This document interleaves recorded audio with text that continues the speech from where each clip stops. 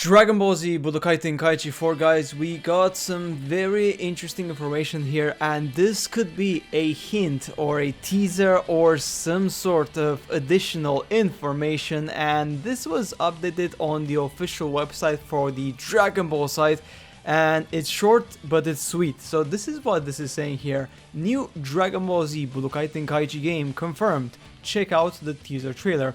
Now, in this very short information, we have some key elements here which the developers are already telling us that this is gonna be huge.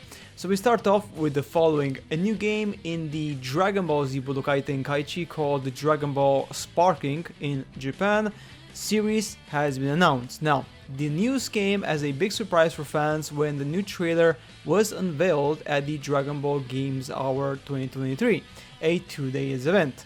This is where things get really interesting. The first release of the 3D action fighting game series was the Dragon Ball Budokai Tenkaichi, all the way back in 2005.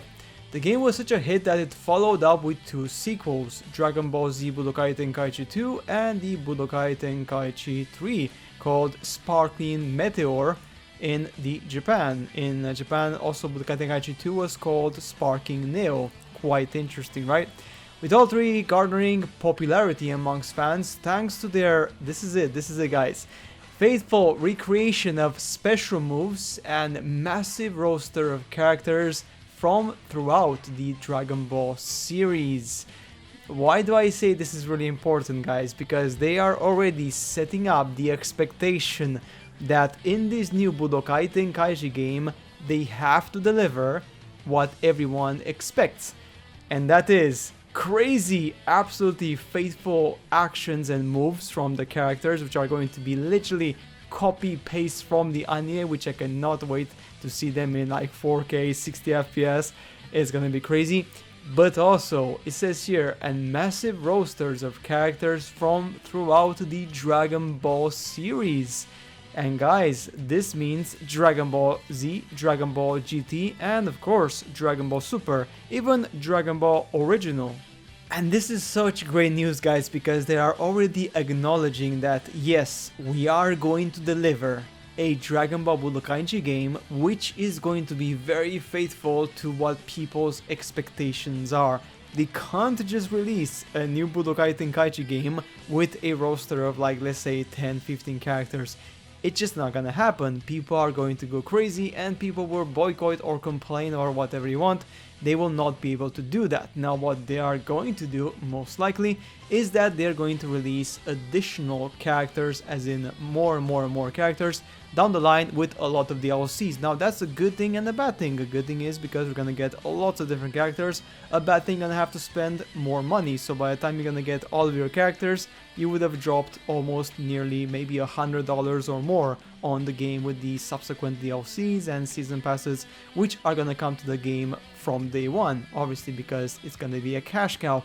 But for the big fans of the games, you know that paying like $100 for the Budokai Tenkaichi 4, which we've been waiting, guys, for over 15 years, trust me, it is freaking worth it.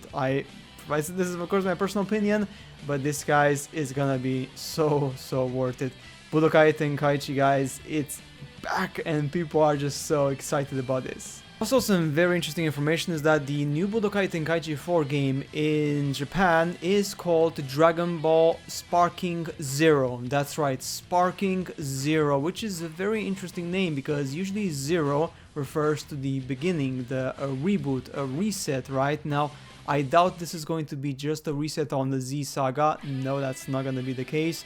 But by saying zero, it refers to the fact that it's gonna have mainly Z characters because it says zero. So presumably it's gonna start off with Z characters, but then with more DLCs, they're going to introduce effectively more super characters. And I believe that that's potentially the way to go. They could also, for example, release like an expansion to the game, like release the Budokai Tenkaichi first, and then like an expansion, which is gonna be effectively a new story mode for the Super Saga. You know, I mean, they can literally make the game as big as they want, because this type of game, effectively, you can expand it. And of course, back in the day, when you had the Budokai Tenkaichi 3 with the PlayStation 2, it was not an option. You know, you had a game, it gets released, and that's it. There's no like DLCs, there's no paid DLCs, there's no season passes, there's nothing. That started with the PlayStation 3 in Japan, right? And of course the Xbox 360.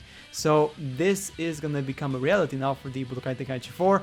And I believe that is going to be really cool, because what they're going to do is allow massive expansion and at the same time allow them to release the game earlier, because otherwise if they would have to put everything into the game, it would take them so many years, especially because of the high expectations and high development costs in current generation of consoles and PCs.